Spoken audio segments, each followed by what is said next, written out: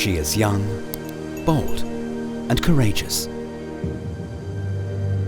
In the year 1368 before Christ, she set off on a perilous journey. Her death, some 2 years later, will help to solve an archaeological mystery.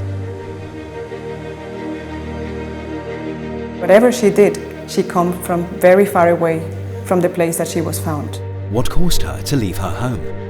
What happened to her on her long journey full of dangers? The routes in every prehistoric region were not without danger.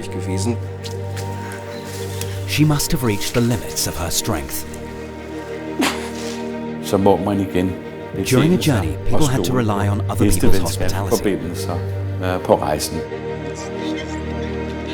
Who did she meet on her way? And how did the people of that period live?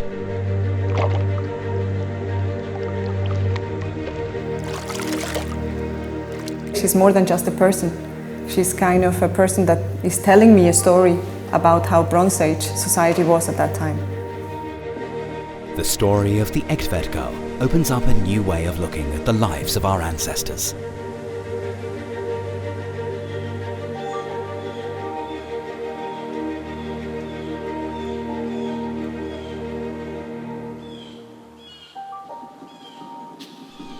Egtved in Denmark in 1921. The farmer Peter Platz wants to remove a hill on his property. As he does so, he stumbles upon a large tree coffin. Peter Platz has a feeling that it must be a very special archaeological find. He notifies the National Museum in Copenhagen. His find is a stroke of luck for science.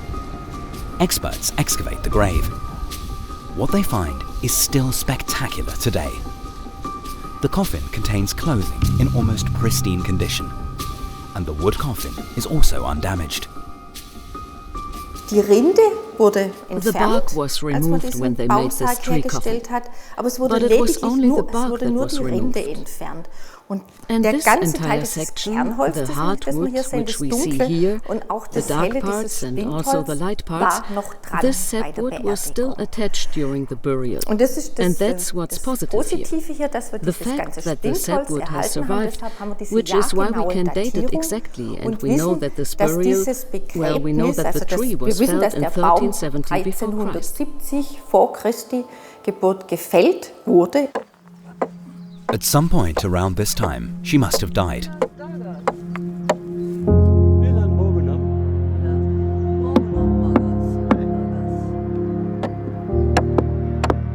Tree coffin burials are a complex technical feat. The many grave goods the unknown young woman was given are also of a high quality.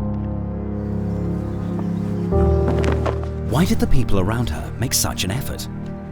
Was she an important figure, despite her youth? Oak is very high in tannic acid. Oak is very hard and a wonderful building material, and people knew that. And in an oxygen-free environment, oak can be preserved for thousands of years. One of the aims was to protect this dead person with the burial mound as much as possible, as well as the grave goods, and to preserve everything for as long as possible.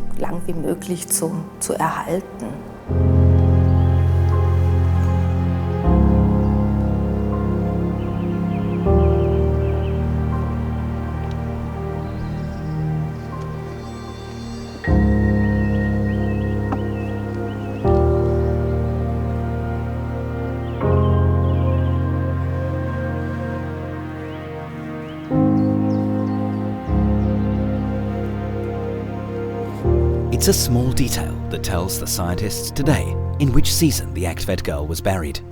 The literature tells us that there is a little plant wedged in between the coffin lids and the bottom of the coffin. A flower of the common yarrow, Achillea millefolium. And the fact that the plant was blooming tells us that it was summer. The yarrow is considered a medicinal plant. Perhaps the girl was a healer. Here in South Bohemia, archaeologists are not expecting such a sensational find. Painstakingly, they look for the tiniest bone remains, shards, and stones. German and Czech scientists are opening up a burial mound site. This is a very exciting archaeological investigation here. What you see here at the open burial mounds, this alone is a situation we don't come across too often, because normally such burial mounds shouldn't be touched if possible. But here there is a good reason for doing so, the construction of a motorway.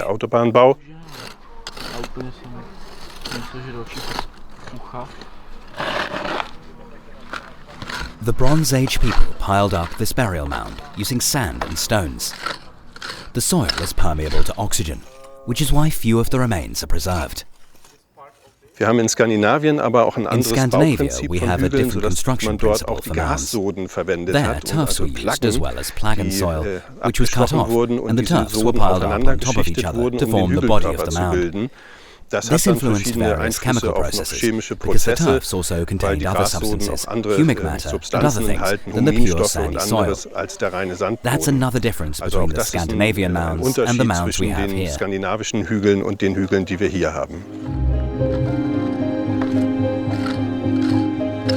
The dead who were bestowed with the honor of being buried in an elaborate tree coffin must have played a special role in the society of this era.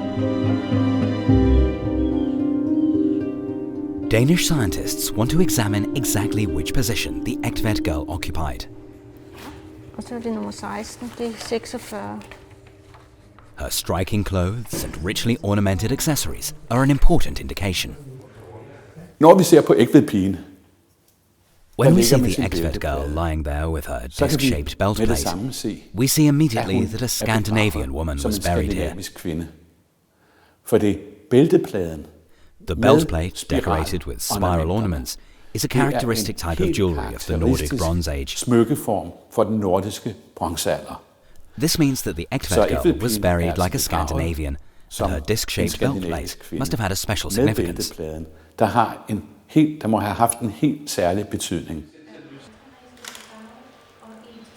The short wrap skirt made from twisted cords of wool is even rarer and more famous. It was placed in the young woman's grave. The cord skirt is the oldest item of clothing of its kind to survive. It is stunningly well preserved. An interesting particularity is that the skirt is transparent. The skirt is in itself, because it is so well preserved, unique. There's such a well preserved item in our collection that shows us how exactly this item was worn and would have looked like is a very fascinating aspect of our textile collections. The object was started by weaving a narrow band, and the weft threads in this band was actually constituting the cords that were later twisted into the main part of the skirt. So it's a combination of weaving and twisting this item. In this way, it's a very simple but also a very ingenious construction.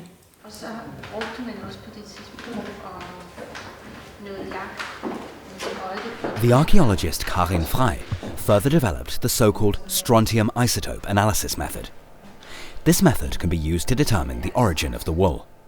When we actually took the textiles and we realized that it gave a very different picture of what we thought, because her textiles are actually, they seem, the experts in textile research, they say they look very Nordic. So we didn't think that there was something unusual about them. But the raw material, so the wool that they're made from, is not from here, from the surrounding area.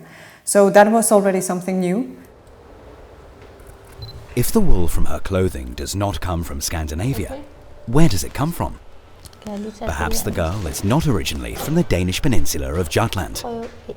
I never thought that I will find something about herself, but about her textiles. But it's when we saw this picture and when I could see that unfortunately there were no results from the DNA, but I thought, okay, but I could maybe learn more about her, because I was intrigued by the fact that the textiles look so Nordic, but still were made, all of them, by non-local material. So that was for me the thing that actually triggered me to look farther. The Egtved girl died at a young age. According to tooth examinations, she was between 16 and 18 years old when she died.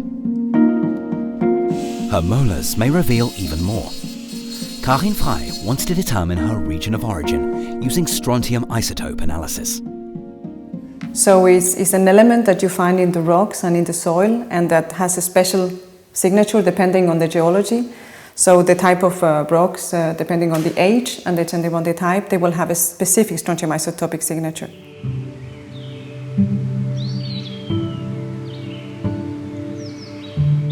Teeth only grow until adolescence. They can tell us things about where a person comes from. Just like calcium, strontium is needed to build teeth and bones. And you incorporate that when you eat different plants or different animals that grow in that specific area. And the concentration may change, but the strontium isotopic signature is the same. So it's kind of like a GPS that you actually incorporate in your body. Only this analysis helps Karin Frey, because the skeleton is completely decomposed. Only parts of the girl's long hair, fingernails and teeth have survived. The DNA analysis was unsuccessful because in the acidic environment of the oak coffin, the genetic material in the remains of her body was destroyed.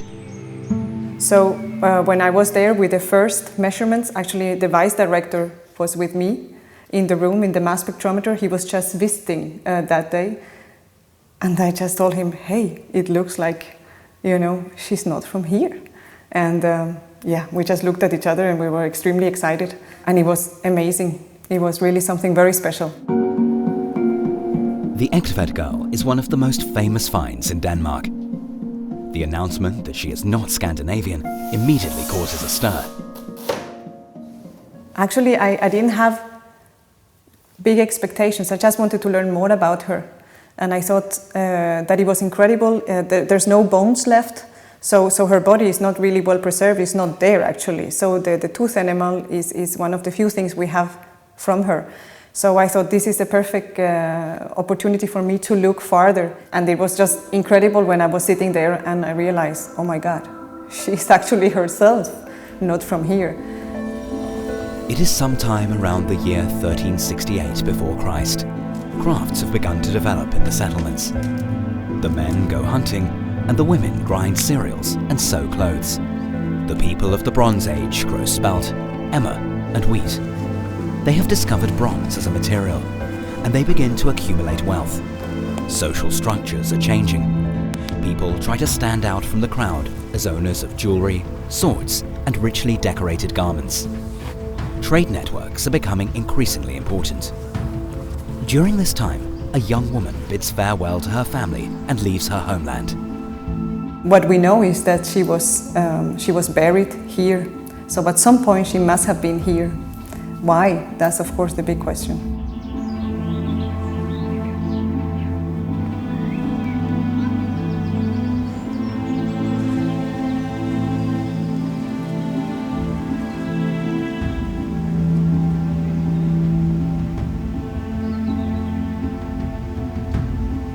Does it have something to do with the child that was buried with her? Was it her child? This detail of the find in Egtved also poses a puzzle for the scientists. It's possible that she had taken it with her to Denmark despite the dangers of such a long journey.